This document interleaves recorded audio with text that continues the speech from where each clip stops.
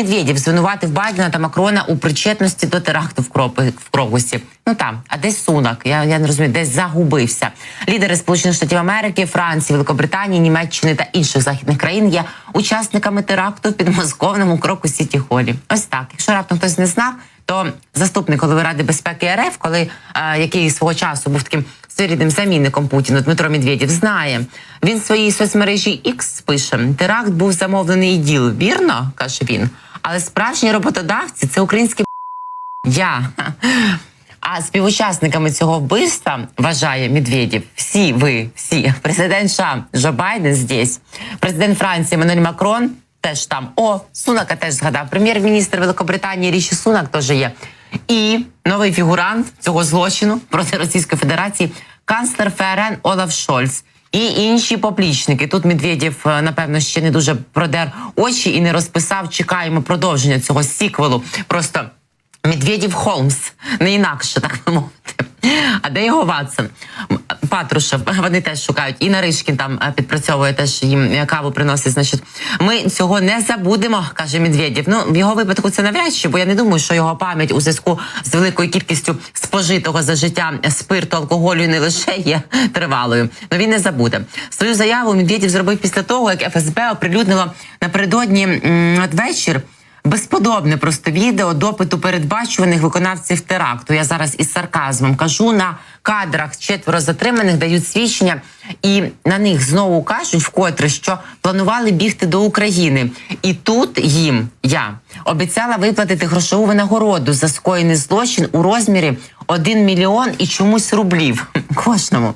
На території України немає рублів, але напевно копичили Буданов, я, Малюк, і всім їм планували заплатити. За їхніми словами, Збройні сили України розмінували 2 коридори на кордоні Росії та Сумської області України, щоб оці аліменти могли безпечно її перетнути. Це так ми прорубали їм вікно. Те, що Путін, спеціаліст по вікнах знаний, як каже Михайло Подоляк, радник керівника Офісу президента України в наших ефірах.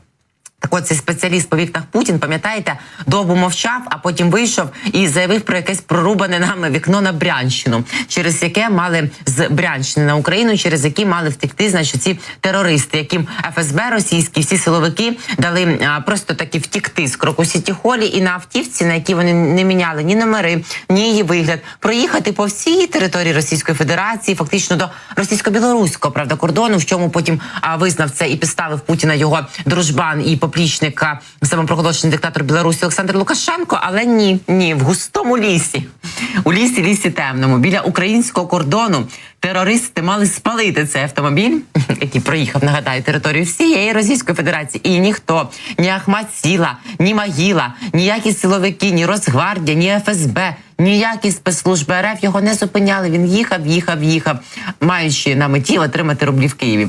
І далі вони, після того, як спалили автомобіль, мали йти пішки, дотримуючись вказівок куратора Сайфулло.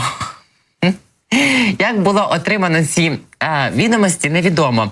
А взагалі цим всім керував, як каже безподобний Ігор Ейдман, соціолог і політолог з Німеччини, Бен Ладенко. Нагадаю, до речі, свіже інтерв'ю вже не про Бен Ладенка, а про Трампа, Байдена.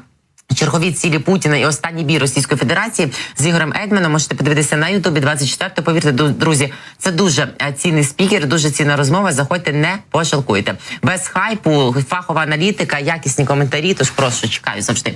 Одразу після затримання всіх підозрюваних у виконанні теракту, я нагадаю, друзі, катували просто таки нещадними методами. І коли Володимир Сєчкін, який теж є частим гостем наших ефірів і буде вже цього тижня спілкуватися з моїм колегою Ігорем Гаврищаком, він розповідав в ексклюзивному інтерв'ю нам, що просто ось таке катування, представники правозахисної організації, засновником якої він є, ГУЛАГу, одразу на це звертали увагу, тому що за міжнародним законодавством, за міжнародно визнаними конвенціями, щоб не скоїв терорист, злочинниця, по-перше, допоки не доведена його вина в судовому порядку, по-друге, відповідно до цих конвенцій, такі методи катування, які застосовували російські силовики, затримавши цих терористів, які не встигли прошмигнути, відкрити хвіртку з вікна з Брянщини на Україну, як в те вірить Путін, вони не можуть бути застосовані, вони не в чим не регламентовані, не підкріплені Не можна такі катування, тому що робляться вони з однією метою – садизму, звірства, а головне – вибиття і неправдивих свідчень, які вигідні тим, хто це робить.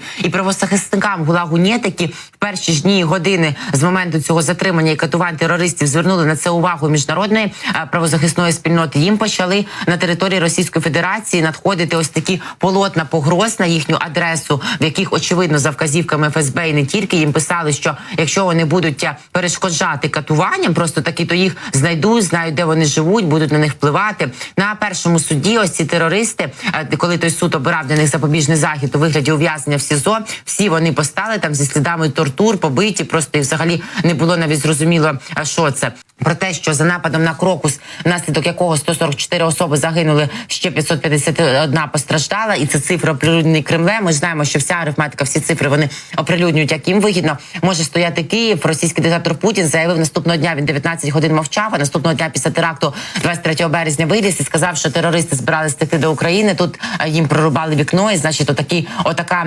омана і мара в голові Путіна. Він постійно бачить у всьому російський слід, ну а український слід, а насправді виходить на свій, на російський слід, як то виявляється, тому що очевидно уже всім і багатьом, що якщо ФСБ не була прямим організатором цього теракту, то вона йому не перешкоджала, використовуючи його зараз в своїх інтересах, зокрема для мобілізації населення. До речі, і про цю тему ми з Ігорем Ейдманом проговорили. В нього є своє бачення. Він що таке після того, як пройшло більше 2 тижнів з моменту вчинення терористами теракту в Крокусі. Це не українські терористи. Ми не готували представників ділу. І діл на собі всі сорочки порвав. Кажемо, це ми, але Росія не дає їм славу.